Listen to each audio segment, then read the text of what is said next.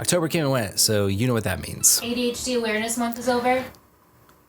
Yeah, well, anyway, it means that Adobe released a new update for Lightroom, and it's pretty cool, so stick around. And thanks to Squarespace for sponsoring this video.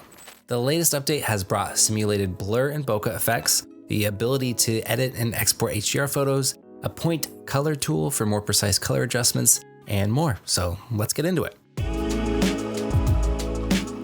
You should now see a panel in the develop module called Lens Blur. Let's apply it. This uses Adobe Sensei, Adobe's AI, to create a depth map of your image and apply blur. You can adjust the strength with this slider. If you flip open the bokeh options, you have different types of bokeh to choose from: circle, soap bubble, 5-blade, ring, or cat's eye. The boost slider will increase the brightness of out of focus lights, and now below that we have the focus range. By default, Adobe uses subject detection, which uses AI to identify the subject of your photo to create the blur in front of and behind it, but you can also change to point or area focus and manually set the focal range by clicking or dragging on the photo. Click on Visualize Depth to view your depth map and the focal range. In a lot of cases, AI does a really nice job of creating the depth map, but in some instances, it's not going to get everything exactly right. In this case, flip open the Refine tab, and now you can adjust the depth by painting with a brush. For instance, in this shot, the depth map did not accurately map this guy's hand. Since I want that in focus, I'll click the focus button and then paint on the hand. You can then adjust the amount as necessary. We've done a few videos where we show you how to manually fake background blur in Lightroom, and well, it's nice having a tool that does it automatically for you and looks really good.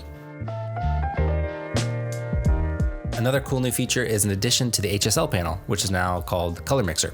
The point color feature allows you to more precisely adjust specific hues in your image. Start by clicking on the eyedropper, select a color you want to tweak in your image, and you'll see you now have the HSL adjustments for that specific color. It also added as a swatch right here, so you can always go back and tweak it. Where it really gets powerful is when you open up the range settings. You can now adjust the hue, saturation, and luminance range for the specific hue you want adjusted in your image. So let's say for some reason you want to adjust the orange step in this photo, but not affect the subject's skin tone. Let's also click Visualize Range so we can see what all will be affected. You can now narrow the ranges in on your target hue, and as you can see, we can remove the skin tone altogether from this range. The point color also works independently of the standard HSL controls, and it works with masking as well. So let's just mask out these red stairs.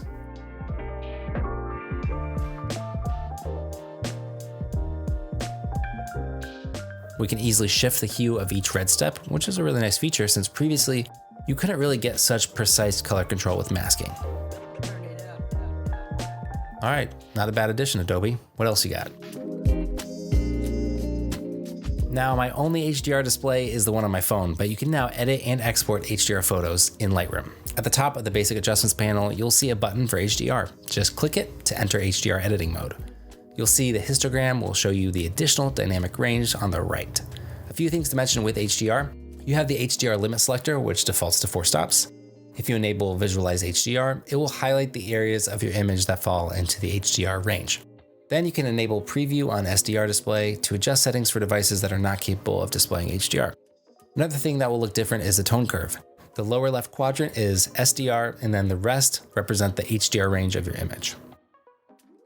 After you're done editing an HDR photo, you have a couple of new options: AVIF and JPEG XL. These support higher bit depths. You can also check the HDR output box to change the color space to HDR. If you use the desktop version of Lightroom that isn't Lightroom Classic, I never know what to call it, the cloud version, whatever, you can now access and edit photos on your computer without importing them to Lightroom and syncing them to the cloud. Just click the local tab in the top left and navigate to your images. You can make your edits as you normally would and export the photos when you're ready. If you do want to sync a local photo to the cloud, just click the Copy Photo to Cloud button in the top right. Simple as that. And as per usual, Lightroom has added support for new cameras and lenses like the iPhone 15. There are also updates to Lightroom Mobile, basically a cleaner and more streamlined editing experience in the app. All in all, I think this is a solid update. I think the lens blur and bokeh feature is a lot of fun to play around with. So for me, that's the highlight of the October 2023 update.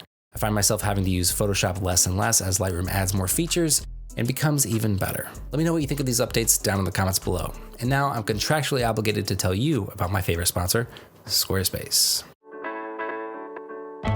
We've been Squarespace customers since 2013, way before this YouTube channel started. We currently pay for 4 Squarespace websites, and striptriviapod.com is one of them.